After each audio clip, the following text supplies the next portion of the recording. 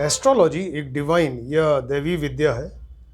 Astrology से related astronomy subject कल हमने स्टार्ट किया, तो उसके कुछ सब्जेक्ट्स और कुछ टॉपिक्स आपको बताना चाहते हैं एस्ट्रोनॉमी, क्योंकि एस्ट्रोलॉजी के लिए उन टॉपिक्स के बारे में, उन सब्जेक्ट्स के बारे में जानना ज़रूरी है।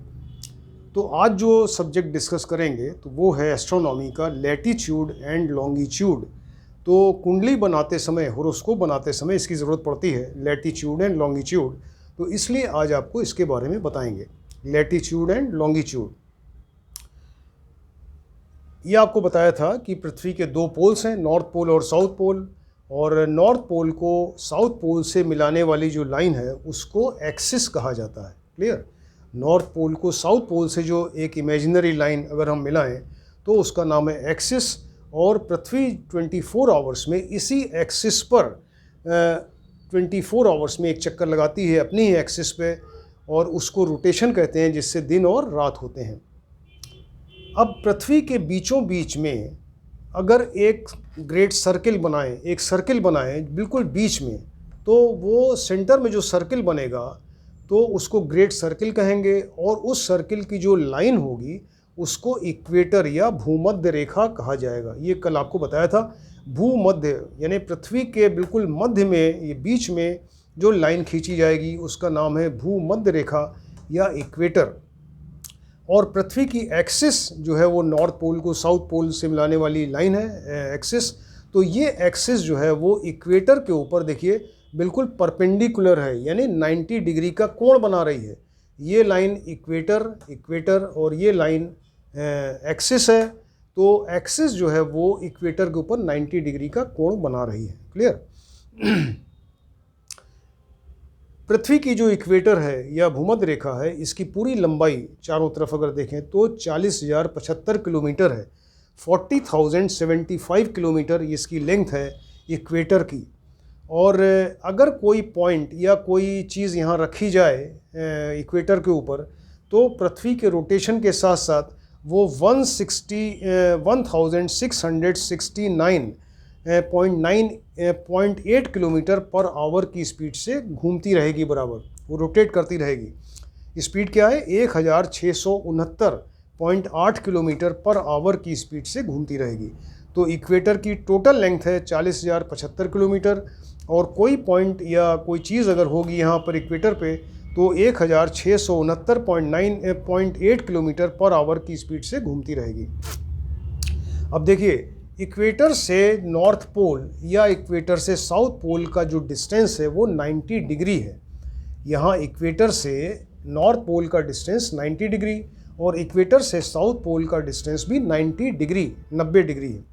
अब अगर इस 90 डिग्री के एरिया को हम इसी इक्वेटर के पैरेलल एक एक डिग्री के इंटरवल पे एक लाइंस खींचते जाएं, इन्हीं इक्वेटर के बिल्कुल पैरेलल, समानांतर इक्वेटर के पैरेलल एक एक डिग्री पर हम एक एक लाइन ऐसे खींचते जाएं, तो 90 लाइंस बनेगी, क्योंकि 90 डिग्री का डिस्टेंस है और एक एक डिग्री पर हम खींच रहे हैं, तो 90 लाइंस यहाँ बनेगी। इसी तरह से इक्वेटर से अगर साउथ पोल की तरफ खींचें तो 90 डिग्री के डिफरेंस है, तो इस 90 डिग्री पे एक एक इंच के डिफरेंस पे लाइन खींचेंगे तो 90 लाइंस यहाँ बनेगी, यानी 90 और 90 180 लाइंस बनेंगी। अब दो इन्हीं लाइंस को लैटीट्यूड कहा जाता है। लैटीट्यूड जो है, इसी को देखिए, ये लैटीट्यूड है, यानी ये जो जितनी पैरेलल लाइंस, इक्वेटर जो सेंटर की लाइन है इक्वेटर, और इक्वेटर के बिल्कुल पैरेलल जो लाइंस हैं एक एक डिग्री पर, उनका नाम है लैटीट्यूड। लैटीट्यूड। तो दो लैटीट्यूड्स के बीच की दूरी जो है वो 111 किलोमीटर 111 किलोमीटर होती है। क्लियर? दो लैटीट्यूड्स के बीच की दूरी अगर हम देखें तो 111 किलोमीटर होती है। अब देखिए, इक्वेटर से नॉर्थ पोल का डिस्टेंस कितना है? 90 किलोमीटर, और दो लैटीट्यूड्स के बीच का डिस्टेंस कितना है? 111 किलोमीटर।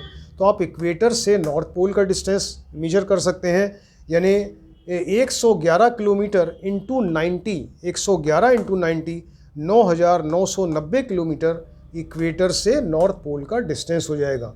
इसी तरह से इक्वेटर से साउथ पोल वही सेम 90 डिग्री और 90 लाइंस हैं, तो यहाँ भी उसी तरह से 9,990 किलोमीटर डिस्टेंस आएगा। और अब नॉर्थ पोल से और साउथ पोल का डिस्टेंस अगर आप मेजर करना चाहें तो इसको डबल कर दीजिए, 9,990 को 2 से मल्टीप्लाई करें तो 19,980 किलोमीटर या 19,980 किलोमीटर ये डिस्टेंस आएगा, जो कि नॉर्थ पोल से साउथ पोल का डिस्टेंस होगा। तो अब ये लैटिट्यूड्स, इनका क्या यूज़ है, क्यों इस तरह से इमेजिन किया गया, कैसे बनाया गया? तो लैटिट्यूड्स का यूज़ ये है कि आप इक्वेटर, पृथ्वी की इक्वेटर से किसी भी जगह का डिस्टेंस आप मालूम कर सकते हैं, क्योंकि यहाँ से दो लैटिट्यूड्स के बीच की दूरी है 111 किलोमीटर मालूम है आपको, और यहाँ से ये 90 डिग्री है, एक एक डिग्री पर ये लाइंस खींची हुई हैं।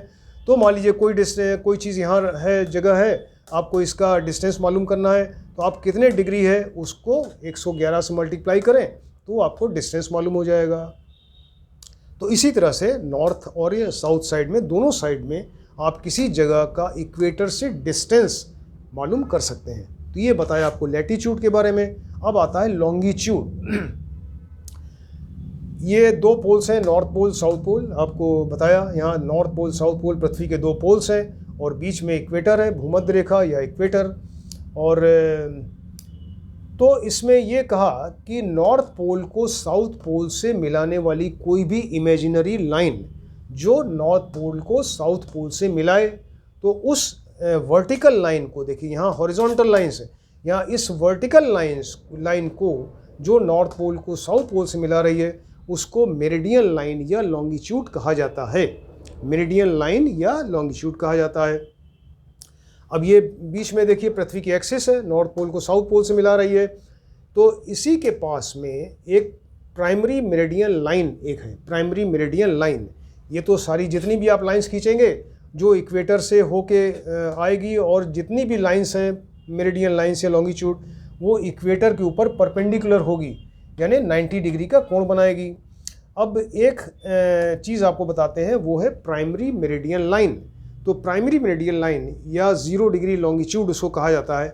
ये क्या है? ये एक्चुअली यूके में जो लंदन उनका शहर है, लंदन के पास एक जगह है ग्रीनविच।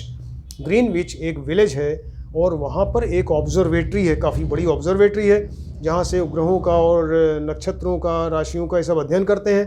तो उस ऑब्जर्वेटरी से होकर जो इमेजिनरी लाइन पास होती है, क्लियर, नॉर्थ पोल को साउथ पोल से मिलाने वाली इमेजिनरी लाइन जो लंदन के पास ग्रीनविच नामक विलेज में ऑब्जर्वेटरी से होकर पास होगी, उसको सर्वसम्मति से प्राइमरी मेरिडियन लाइन माना गया और इसको 0 डिग्री लॉन्गिट्यूड मान लिया गया। ये मेजरमेंट के लिए सारे एस्ट्रोनॉमर्स इकट्ठे हुए वहाँ पे, उन्होंने कहा कि इसको ये 0 डिग्री लॉन्गिट्यूड मानते हैं और यहाँ से मेजरमेंट करेंगे।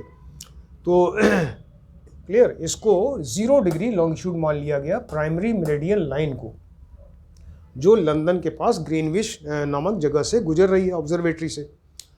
अब देखिए इस एक्सिस के ईस्ट साइड में अगर आप देखें तो ये यहाँ से ये एरिया और उतना ही सर्किल पीछे अर्थ का, ये तो सामने का पार्ट दिखाई दे रहा है अर्थ का, तो यहाँ से ये और उतना ही पीछे, यानी यहाँ से अगर पूरा पीछे तक का पार्ट यहाँ पे फिर आएंगे तो 180 डिग्री होगा। इसी तरह से यहाँ इस एक्सिस से वेस्ट साइड में भी देखें तो 180 डिग्री होगा, यानी 360 डिग्री का पूरा सर्किल हो गया। क्लियर, 360 डिग्री का सर्किल है, एक्सिस बीच में है और एक्सिस से ईस्ट साइड में 180 डिग्री और एक्सिस के वेस्ट साइड में भी 180 डिग्री, यानी पूरा सर्किल 360 डिग्री का हुआ।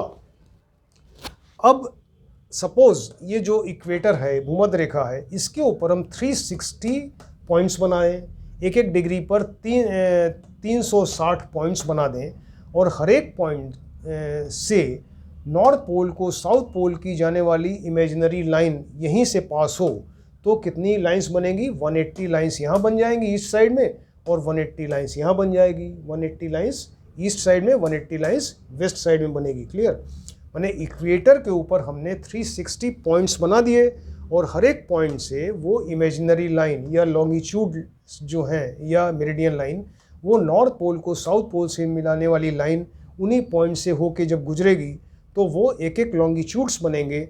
और ये जो एक्सिस है इससे ईस्ट साइड में 180 लाइंस और वेस्ट साइड में भी 180 लाइंस, यानी टोटल 360 लाइंस बन जाएंगी या 360 डिग्री का एक सर्कल बनेगा। तो प्रिंसिपल मेरिडियन लाइन से principal meridian line 0 degree longitude हुआ तो 180 ईस्ट साइड में और 180 वेस्ट साइड में। क्लियर। अब देखिए, जिस तरह से दो लैटिट्यूड्स के बीच की दूरी 111 किलोमीटर आपको बताया, दो लैटिट्यूड्स के बीच की दूरी 111 किलोमीटर, उसी तरह से दो लॉन्गिट्यूड्स के बीच की दूरी भी 111 किलोमीटर ही होती है। दो लॉन्गिट्यूड्स के बीच की दूरी 111 किलोमीटर होगी।